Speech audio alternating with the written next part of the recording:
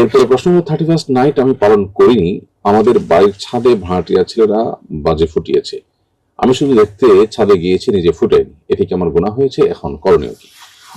প্রিয় ভাই, প্রথম কথা হলো যে আপনি নিজে যদিও বাজি ফুটাননি, কিন্তু আপনি ছাদে গিয়েছেন এবং তাদের বাজে ফুটানোর এই ইয়াতে আনুষ্ঠানিকতা আপনি ছিলেন এবং এটাকে আপনি আপনার বক্তব্য অনুযায়ী এনজয় করেছেন, তাহলে সেটাও এক প্রকার অন্যায়। প্রথমত আপনি তাদের দলভারী করেছেন, কোনো অন্যায়কারীদের দলভারী করলে তাদের অন্তর্ভুক্ত হয়। হাদিসে বর্ণিত হয়েছে, আব্দুল্লাহ ইবনে মাসউদ রাদিয়াল্লাহু তাআলা বর্ণনা করেছেন যে মান কাসসারা সাওদা কওমিন ফাহুয়া মিনহুম, যে ব্যক্তি কোনো জাতির বা কোনো গ্রুপ অফ পিপলের দলভারী করবে সে তাদের অন্তর্ভুক্ত হবে। তো আপনি এখানে অন্যায় কাজ হচ্ছে, সে অন্যায় কাজে তার দলভারী করেছেন, উচিত ছিল সেখানে বাধা প্রদান করা, সেটা না করে আপনি তাদের দলভারী করেছেন বা তাদের সাথে সামিল হয়েছেন, যদিও প্রত্যক্ষ অংশগ্রহণ করেননি, এই জন্য আপনিও গুনাহগার হয়েছেন।